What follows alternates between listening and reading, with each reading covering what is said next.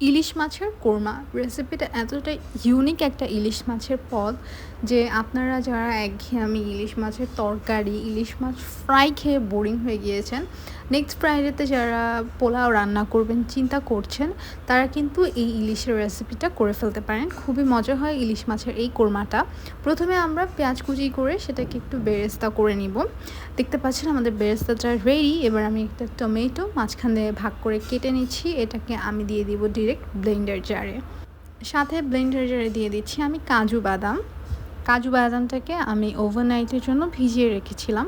আর দিয়ে দিয়েছি 3টা কাঁচামরিচ, ঝাল যেহেতু আমি এখানে দিব আর শুকনো মরিচ এখানে কোনো ধরনের যাবে না, তাই কাঁচামরিচ আমি ব্লেন্ড করে নিচ্ছি। আর একটুখানি আদা এবং একটুখানি রসুনের পেস্ট অ্যাড করেছি। ইলিশ মাছে কিন্তু আদা এবং রসুনের পেস্ট লাগে না, তবে ফ্লেভারটাকে আর একটু বাড়ানোর জন্য আমি অল্প একটু 1 টিস্পুনেরও কম ব্যবহার করেছি আদা রসুন এবং জিরার পেস্ট।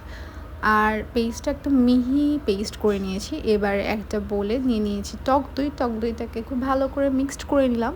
এবার টমেটোর পেস্টটা আমরা দিয়ে দিচ্ছি। এখানে বাদাম রয়েছে, তো কাঁচামরিচও এখানে ব্যবহার করা হয়েছে।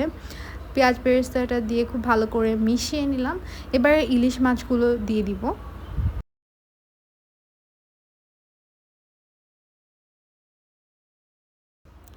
ইলিশ মাছটা দিয়ে আমরা হাতের সহায়তায় খুব ভালোভাবে মিক্সড করে নিচ্ছি। কোরমার কালার আপনারা চাইলে সাদা রাখতে পারেন।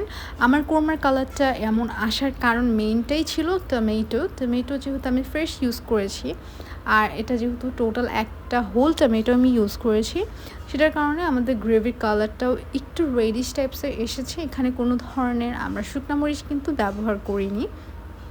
তো রান্নার প্রসেসিং করার জন্য পেঁয়াজ নিয়েছি, একটু কিছুক্ষণ ভেজে সফট করে নিয়েছিলাম। অল্প কিছুটা পরিমাণ তেল ইউজ করেছি, কারণ এখানে আমরা বাটার দিব। তো কোনো ধরনের মশলার গ্রেভি অ্যাড না করে প্রথমে আমি মাছগুলো অ্যাড করেছি। তারপর এপিট ওপিট করে 3 থেকে 4 মিনিটের মতন হালকা আঁচে মাছগুলোকে একটু সফট করে ভেজে নিয়েছি। তো মাছগুলো যখন ভাজা হয়ে গিয়েছিল, পেঁয়াজের কালারটা ততক্ষণে আরও অনেকটাই চেঞ্জ হয়ে গিয়েছে। ওই পর্যায়ে আমরা গ্রেভিটাকে দিয়ে খুব ভালো করে নাড়াচাড়া করতে থাকবো। এই পর্যায়ে একটা জিনিস অবশ্যই মনে রাখবেন, তলায় যাতে মশলাগুলো বা গ্রেভিগুলো লেগে না যায় বা পুড়ে না যায়, তাহলে কিন্তু ফ্লেভারটা কোরমার একদমই চেঞ্জ হয়ে যাবে। দেখতে পাচ্ছেন আমরা নাড়াচাড়া করতে করতে মশলার পানি অনেকটা শুকিয়ে এসছে। সেই পর্যায়ে আমরা দিয়ে দিব দুধ। আপনি এখানে পানি অ্যাড করতে পারেন, তবে কোরমার মেইন টেস্টটা কিন্তু দুধ অ্যাড করলেই হয়। এই দুধটা আমি জাল করে ঠান্ডা করে নিয়েছি, গরম দুধ দেওয়া অবশ্যই যাবে না।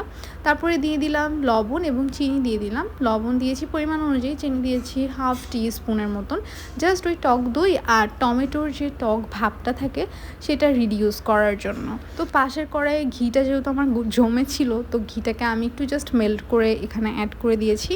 ঘিটা দিয়ে ডিরেক্ট আমরা ঢাকা দিয়ে রেখে দিব, যাতে পুরোটা ঘিয়ের ফ্লেভার আমাদের মাছে পৌঁছে যায়। আর এই পর্যায়ে কিন্তু আমাদের মাছের গ্রেভিটা শুকিয়ে এসছে, আমরা মাছটাকে নামিয়ে নিব। দেখতেই পাচ্ছেন এটা কালার কতটা সুন্দর এসছে। আপনারা হোয়াইট কালারের কোরমা বানিয়ে ফেলতে পারবেন যদি আপনারা ফ্রেশ টমেটোর বদলে আপনারা অল্প একটুখানি 1 টিস্পুনের মতন টমেটো সস অ্যাড করেন, আর বাকি ইনগ্রিডিয়েন্টসগুলো যা দেখেছি সেভাবে ইউজ করেন। যেহেতু আমি হোল একটা ফ্রেশ টমেটো দিয়েছি, তাই আমার কালারটা কিন্তু অ্যাকুরেট এমন এসছে। মাছগুলোকে সার্ভিং ডিশে সার্ভ করে নিয়েছি। আর আপনারা কিন্তু এই রেসিপিটা বাড়িতে ট্রাই করলে পোলাওয়ের সাথে ট্রাই করতে পারবেন, খুবই বেশি মজা লাগবে। আর সাদা ভাতের সাথে খুব সুন্দর একটা ফ্লেভারফুল রেসিপি হয়ে যাচ্ছে কিন্তু। তো আজই বাড়িতে ট্রাই করে আমাকে জানান আপনাদের কাছে কেমন লেগেছে। আর আমি জানি ইউটিউবে মাছের কোরমার অনেক রেসিপিস আছে, তবে এই রেসিপিটা দেখে যদি আপনারা ট্রাই করেন আমাকে কিন্তু কমেন্ট করে জানাতে একদম ভুলবেন না আপনাদের কেমন লেগেছে। আজকের মতন এখানেই বিদায় নিব। অনেক ভালো থাকেন, সুস্থ থাকেন। আল্লাহ হাফিজ।